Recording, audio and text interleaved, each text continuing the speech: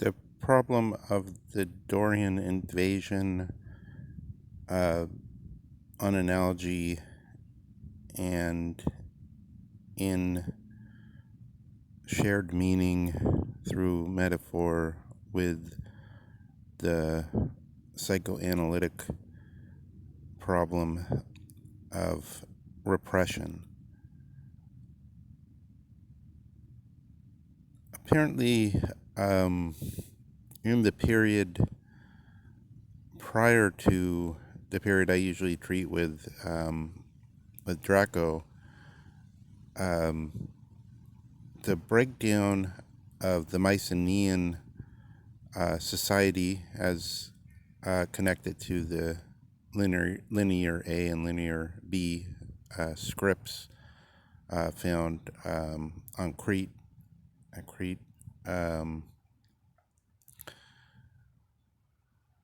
there um, was supposedly an incursion of peoples from the landlocked areas, um, maybe the Caucasian mountains.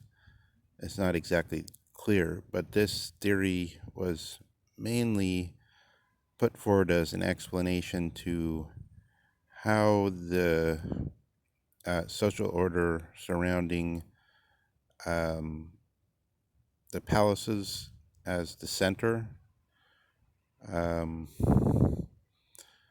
broke into this S2 koinon, or this to the common people societies, which or the matrix out of which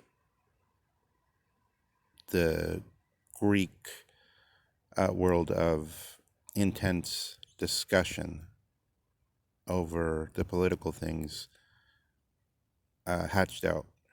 Um, this was mainly upheld on the basis of apparently only one factor, which was that Hippos or Hippios, a god from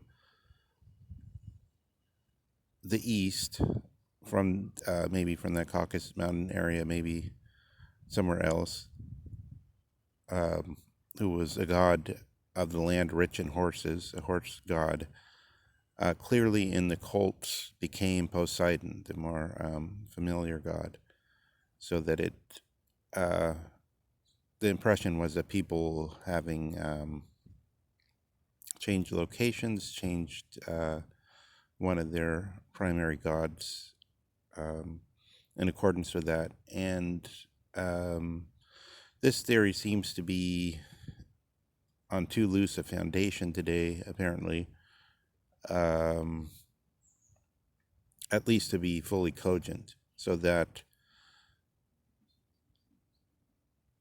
the great tendency today to understand things in sociological terms um,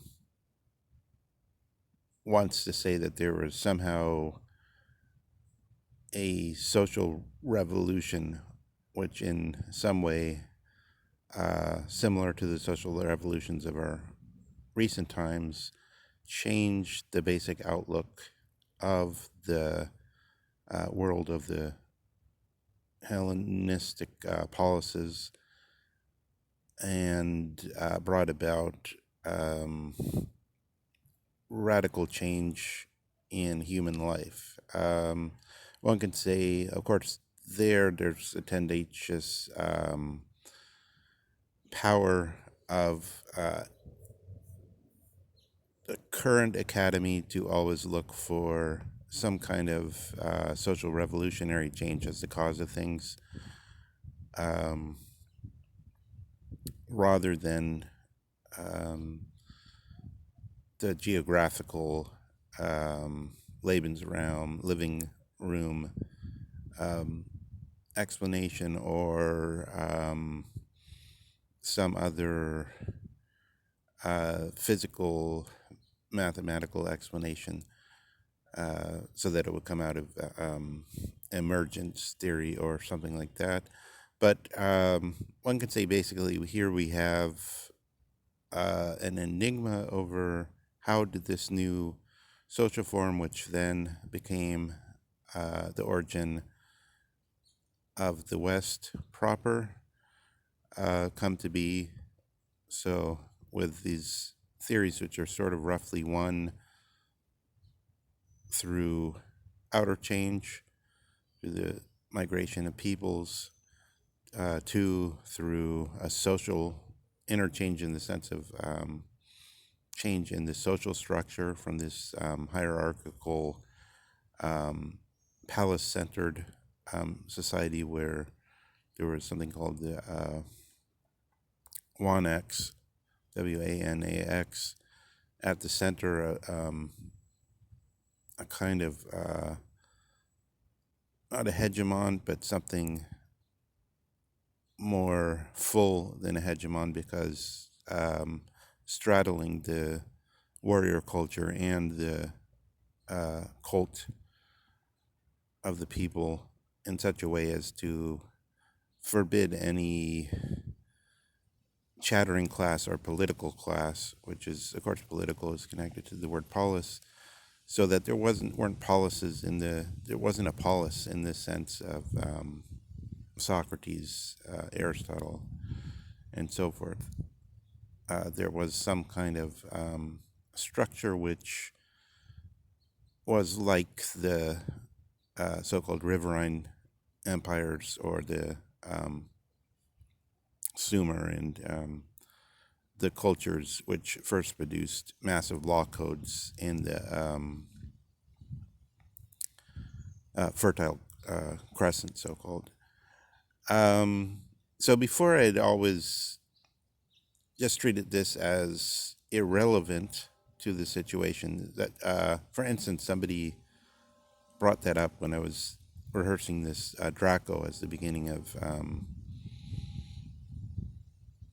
the Western law, which I would still say is the case. But why is it that the Greeks were immune from any influence from the Fertile Crescent? I always regarded that simply as irrelevant because of the distance, the remoteness. But thought of in this context, they had basically the same kind of social structure as did, on a smaller scale, as did the people in the Levant during the Fertile Crescent. But this so-called Dorian invasion, which may have not have been an invasion, changed that about, say, so that we have the break in history about 1900 BC or so to the time of Draco, where you have something else happening. Now, the other side of this I want to set alongside the theory of repression in psychoanalysis. You have Freud talking about repression as something happens to somebody when they're young. It goes into their semi-unconscious, or their, which is to say, it has some symbol which starts to make the person aware of it in some sense. So it's not totally unconscious. And this is a repression theory. So something comes back which was at one time conscious, but not fully conscious.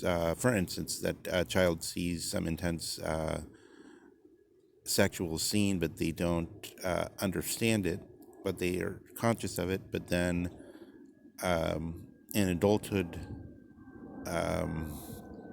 this could return of the repressed. And Jung says here, there is that, but what about the cases where there's something in the unconscious that the person was never conscious of?